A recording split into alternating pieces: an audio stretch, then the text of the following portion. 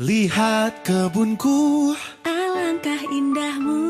Merah, kuning, hijau, rupa-rupa warnanya. kiri kanan kulihat saja banyak pohon cemara. Di sini senang, di sana. Assalamualaikum warahmatullahi wabarakatuh. Selamat pagi anak-anak. Apa kabarnya hari ini? Alhamdulillah sehat. Anak-anak, hari ini kita kembali belajar tematik 3H, yaitu khusus pada pembelajaran kita kali ini, yaitu membahas subtema 3 yang berhubungan dengan kegiatan pramuka, yaitu aku suka berpetualang. Anak-anak pramuka biasanya melakukan kegiatannya di alam, seperti contoh di belakang ini. Ya, ini adalah contoh dari alam, tapi suasananya ya sudah tidak subur lagi ya. Banyak yang sudah mengalami kekeringan. Nah, selain itu, anak pramuka juga selain hidupnya di alam, dia juga beradaptasi dengan lingkungan sekitarnya, baik itu di kota ataupun di mana saja. Nah, pembelajaran, alangkah baiknya kita memulai dengan membaca doa belajar. Ayo kita angkat kedua tangan kita. Bismillahirrohmanirrohim. Robbi zidni ilma warazukni fahma. Amin. Pada pembelajaran kita hari ini, kita khusus membahas tentang subtema 3. Jadi, kalian perhatikan baik-baik ya.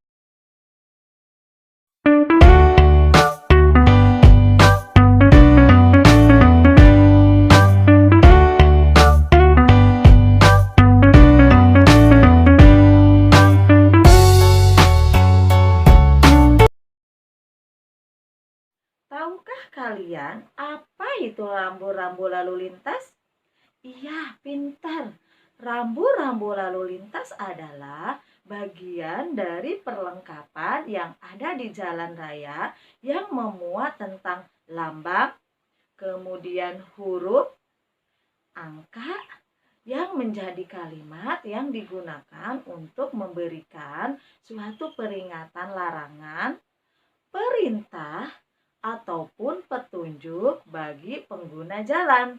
Rambu-rambu lalu lintas tersebut tidak boleh dilanggar, karena jika kita melanggar rambu-rambu tersebut akan mengakibatkan kecelakaan ataupun bahaya bagi diri kita maupun orang lain. Untuk selanjutnya, ayo kita simak bersama-sama video berikut ya. Apa itu rambu-rambu lalu lintas? Rambu-rambu lalu lintas merupakan perlengkapan jalan yang dapat berupa lambang, huruf, angka, kalimat, atau perpaduan di antaranya yang berfungsi sebagai peringatan, larangan, perintah, atau petunjuk bagi pengguna jalan. Rambu-rambu lalu lintas dibagi menjadi 4. Yang pertama adalah rambu petunjuk. Rambu petunjuk berisi tentang informasi yang ditunjukkan kepada pengendara dan pengguna jalan berupa kejadian, lokasi, ataupun petunjuk arah. Berikut adalah contoh dari rambu petunjuk.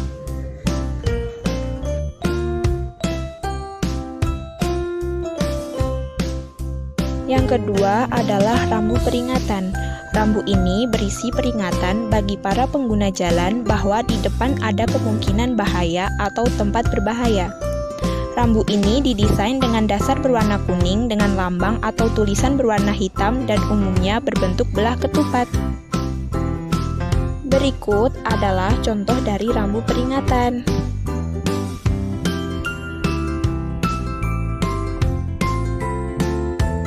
Yang ketiga adalah rambu perintah. Rambu ini berisi perintah yang wajib dilakukan oleh pengguna jalan.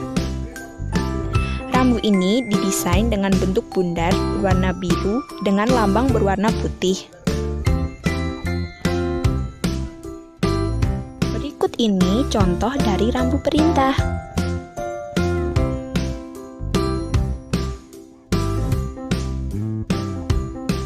Yang keempat adalah rambu larangan. Rambu ini berisi larangan-larangan yang tidak boleh dilakukan oleh pengguna jalan. Rambu ini dirancang dengan latar putih dan warna lambang atau tulisan merah atau hitam. Berikut adalah contoh dari rambu larangan.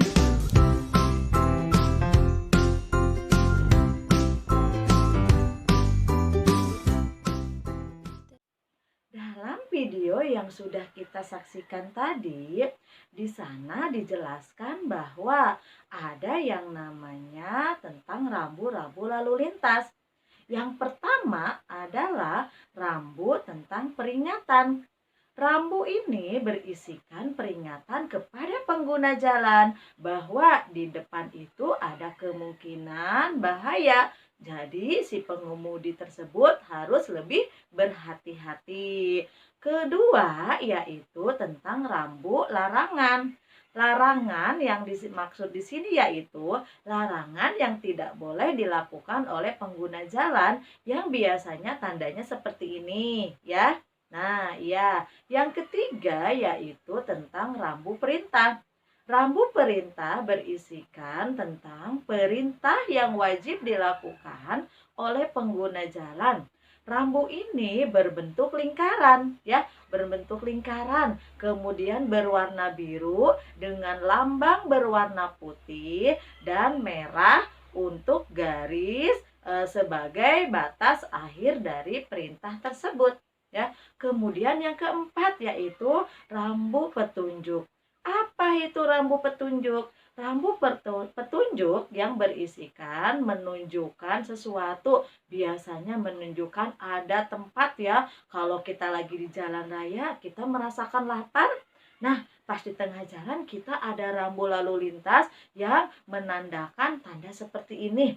Nah, ya, berarti tidak jauh dari tempat yang kita sedang lalui itu akan ada tempat untuk makan atau berhenti sejenak untuk istirahat ya. Setelah kalian mengetahui makna dari rambu-rambu lalu lintas tersebut, boleh untuk membuktikannya jika nanti kalian mengadakan perjalanan yang sangat jauh. Nah, untuk membuktikannya kalian bisa lihat sendiri di jalan raya ada rambu-rambu lalu lintas apa saja, atau mungkin juga kalian bisa menghitungnya. Contohnya, jumlah rambu-rambu lalu lintas larangan ada berapa? Kemudian juga jumlah rambu lalu lintas tentang petunjuk juga ada berapa? Atau ada rambu lalu lintas tentang perintah.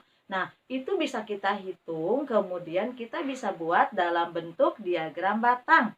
Nah, pertanyaan dari Miss adalah, apakah kalian pernah belajar yang namanya diagram batang? Ya, jawabnya ada yang sudah, katanya ada juga yang belum. Baik, nanti akan Miss jelaskan tentang diagram batang tersebut. Di halaman ini, di sini, di buku di halaman 89 ada contoh kalau di sini tentang kegiatannya Cika ya, ketika dia mengikuti kegiatan pramuka yang sifatnya di luar sana atau di alam ya. Di sini adalah kegiatannya mencari jumlah bendera. Jadi setiap kelompok itu ditugaskan untuk mencari bendera, berapa nanti jumlah bendera yang didapat oleh masing-masing kelompok.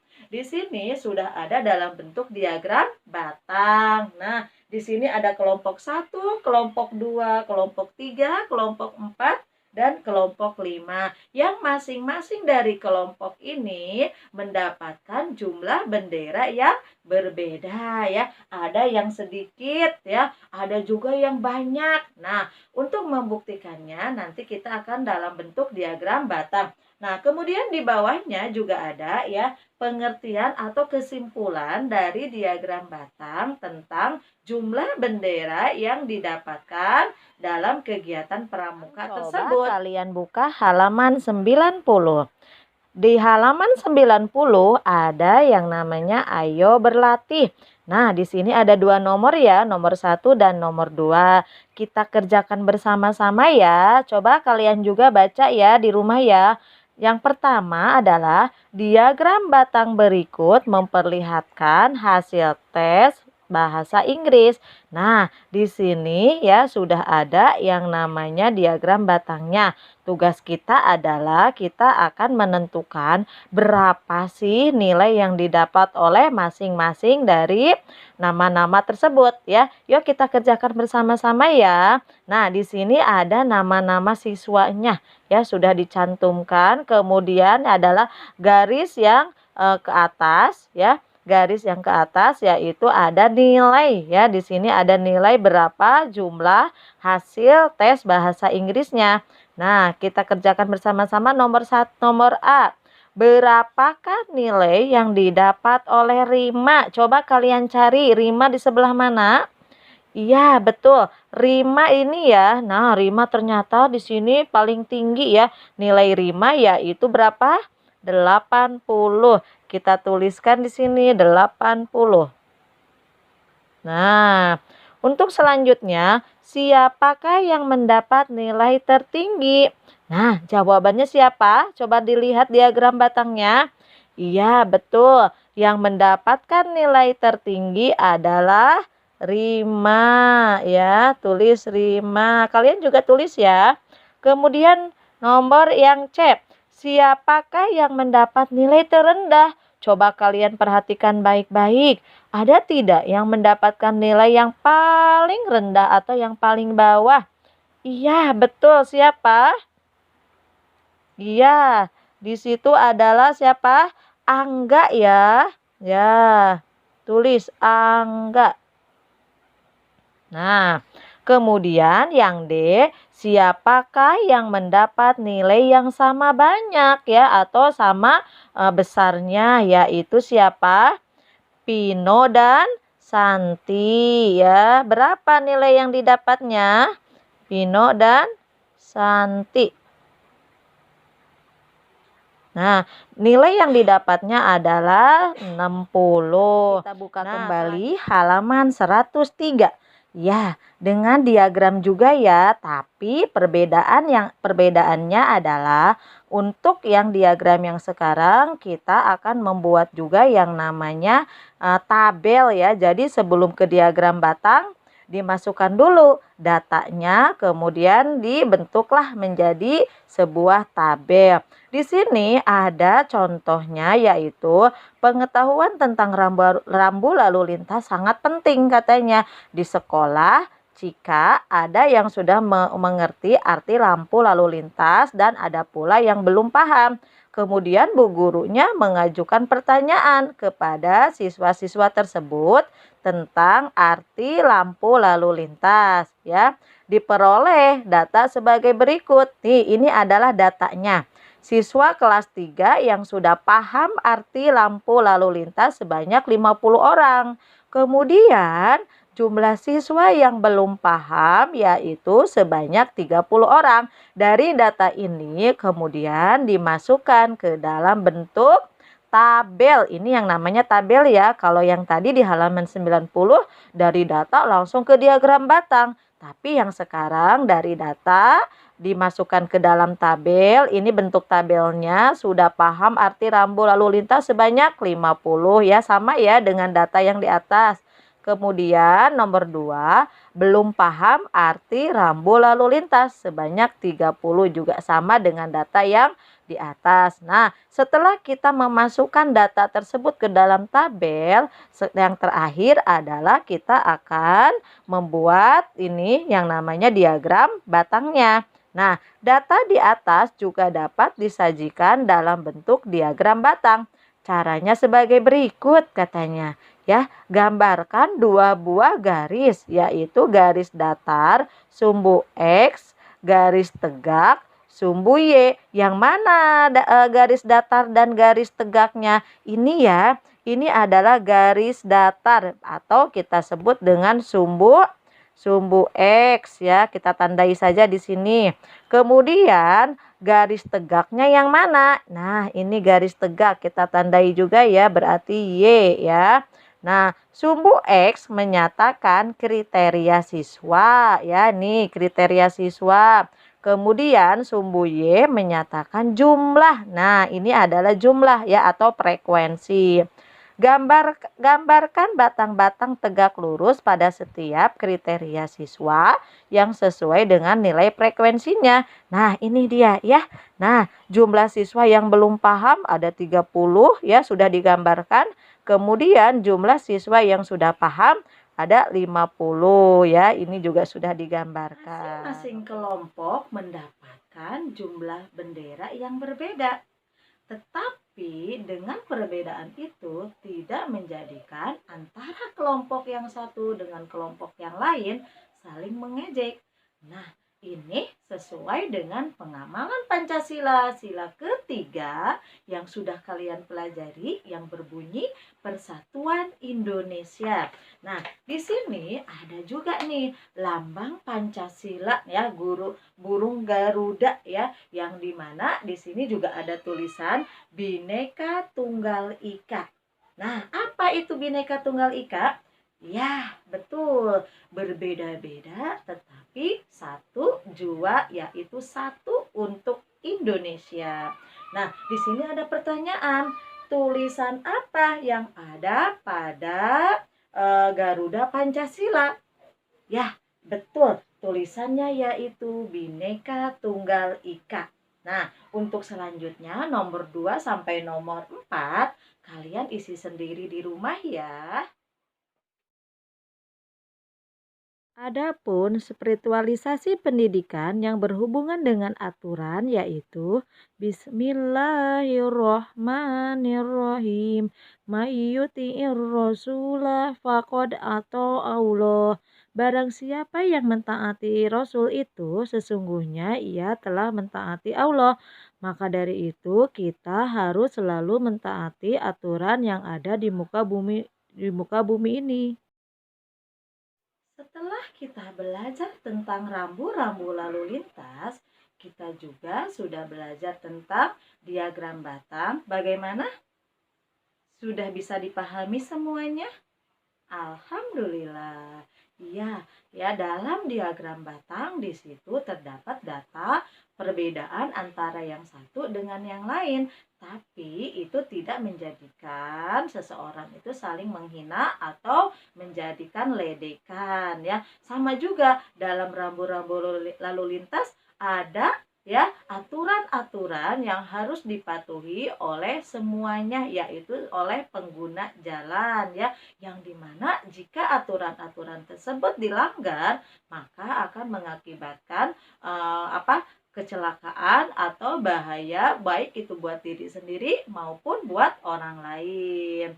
Nah, Miss rasa cukup dulu ya pembelajaran kita hari ini ya. Kita belajar lagi besok dengan subtema 4 dengan Miss Irma ya. Tetap semangat ya, tetap menjalankan ibadah puasa dan jangan lupa tadarus ya dan melaksanakan sholat 5 waktunya. Miss percaya ya, kalian adalah anak-anak yang soleh dan soleha, jadi tidak bermalas-malasan.